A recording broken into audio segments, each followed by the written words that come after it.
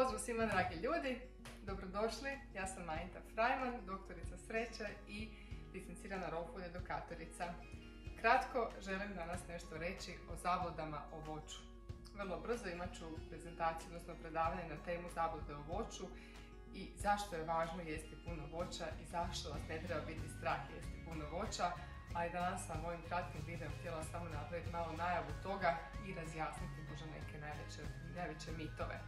Kao što vidite, kod mene voće u kući stoji u velikoj zdjeli, ovo je samo jedan mali dio tekućeg voća, dakle od đumbira, naranči, banana, manga, limuna, jabuka i ostalog što sad tu stoji.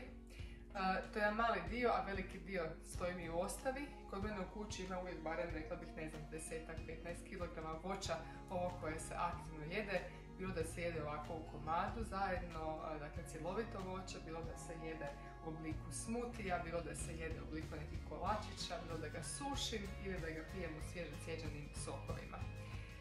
Svaki od tih načina konzumacije je drugačiji, ali svaki je dobar. Moja poruka je nemojte pržiti, pohati, pirjati i što već se drugo ne radite sa svojim voćem i kuhati na razne načine, jer na taj način zapravo uništavamo nutrijente, prekrasnu esenciju koju nam daje priroda, dakle brojne vitamine na takav način možete uništiti. Zato je poanta da na sirovoj prehrani zapravo većinski jedemo sirovu hranu, dakle onu koja nije termički obrađena, koja je obrađivana do samo 42 do 45 stupnjeva Celzijevih, kako bi enzimi, to jest djelatne tvari u hrani, ostali žive i kako bi hrana stvarno dala punu esenciju svega. Ako pogledate jednu jabuku, uzmite jednu sjemenku, namočite ju i posadite, ona će nešto proklijat naravno. Ukoliko jabuku ispečemo, napravimo one pečene jabuke recimo sa orasima ili nešto tako, ili neku pitu, i tu sjemenku koja je pečena uzmemo i posadimo, neće iz nje niknuti život. Dakle, hrana je u svom voće, u svom izvornom svojstvu doista živo. Ono što je jako bitno je da jedete isključivo voće koje je potpuno zrelo, jer se ono na drugačiji način apsorbira u svom tijelu, tako da nemojte izbjegavati svoje banane koje su malo točkave. Upravo ovakva banana koja nije sada potpuno nezrela ni potpuno zrela, nego baš optimalna i idealna za konzumaciju za naše tijelo. Ako malo bolje pogledate u prirodi, čak ni ptice ni druge životinje koje jedu voće neće jesti nezrelo voće, a vjerojatno oni imaju dobar instinktivan razlog zašto onda ni mi ne bi trebali to raditi. Također, dakle, svo voće sadrži fruktozu, to vjerojatno znate, dakle, voćni fruktozni šećer, i to je jedna od najvećih zabluda koja ljude tjera dalje od voća. Također, često ljudi od stručnjaka čuju da im se kaže nemoj jesti voće, jer voće te može debljati, uzrokovati masne naslage, voće nije dobro kod dijabetesa itd. Na mom predavanju, koje će zapravo neće biti tako kratko, koje održavamo uskoro, dakle sada u petak, razjasnit ćemo upravo sve ove mitove i zablude o voću.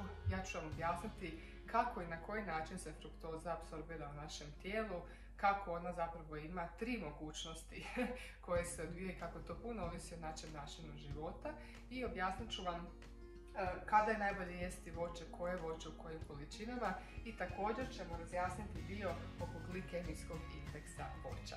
Dakle, puno toga ima što trebate znati oko voća, a i ako nećete doći na predavanje, znajte da u svakom slučaju trebate ga konzumirati što više u raznim bojama i manje više u bilo kojem dobu dana. Sa voćem teško možete pogriješiti. Jedan od zgodnih načina kombiniranja voća, odnosno jedina voća, je kombinacija sa povrćem. Tako da ja evo ovdje imam jedan prekrasan list kristal salate velike i bananu koju sam svježe ogulila.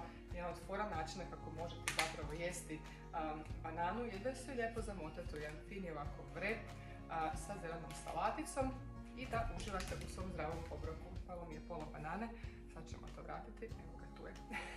Dakle, ovo je moj vrep, odnosno moja salatica i bananica.